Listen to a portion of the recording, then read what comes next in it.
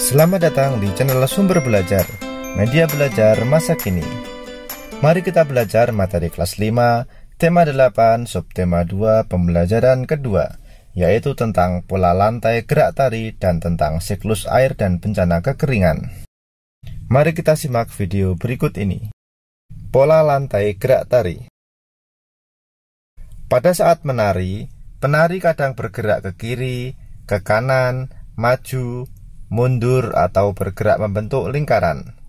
Jika digambarkan, seolah-olah ada satu garis imajiner yang dilalui penari selama menyajikan satu tarian. Garis imajiner juga dapat digambarkan dengan melihat formasi para penari dalam memperagakan tarian.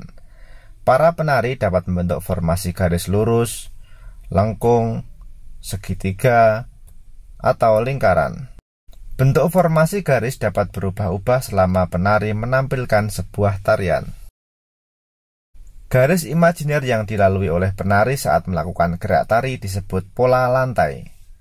Pola lantai merupakan garis imajiner yang dibuat oleh formasi penari kelompok. Secara umum, pola lantai berupa garis lurus atau garis lengkung. Bentuk pola garis lurus dapat dikembangkan menjadi berbagai pola lantai, diantaranya horizontal, diagonal, garis lurus ke depan, zigzag, segitiga, segi empat, dan segi lima. Bentuk pola garis lengkung dapat dikembangkan menjadi berbagai pola lantai, diantaranya lingkaran, angka 8, garis lengkung ke depan, dan garis lengkung ke belakang. Perhatikan gambar-gambar berikut. Gambar A menunjukkan penari bergerak melalui garis lurus ke depan. Kemudian gambar B menunjukkan penari bergerak melalui garis diagonal. Sedangkan gambar C, penari bergerak melalui garis horizontal.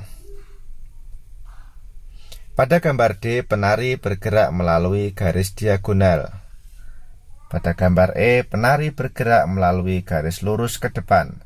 Sedangkan gambar F, penari bergerak melalui garis lingkaran. Bentuk pola lantai dari gerak yang dilalui penari.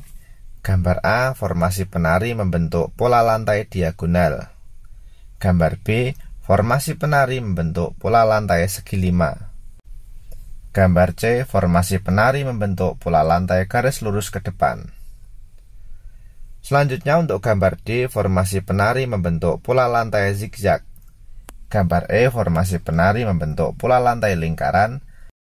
Sedangkan gambar F, formasi penari membentuk pola lantai diagonal. Pada pembelajaran kali ini, kita juga akan belajar tentang siklus air dan bencana kekeringan. Peristiwa siklus air merupakan peristiwa sehari-hari yang sering tidak disadari oleh manusia.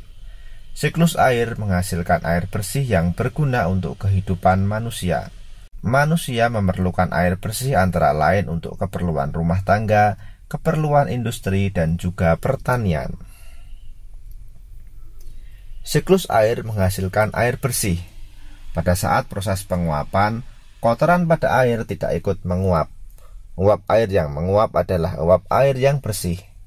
Pada saat turun hujan, air yang dihasilkan pun adalah air bersih dan siap digunakan untuk berbagai keperluan.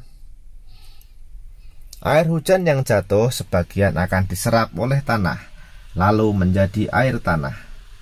Air tanah adalah air yang mengalir di bawah permukaan tanah. Air ini biasanya lebih jernih dan bersih karena sudah tersaring oleh lapisan tanah dan akar tumbuhan.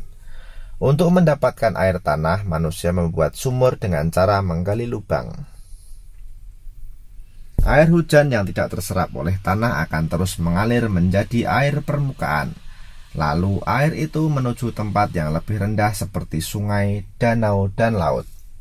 Air permukaan adalah air hujan yang tidak dapat diserap oleh tanah tetapi diserap oleh permukaan tanah sehingga mengalir di atas permukaan tanah dan kemudian menguap kembali.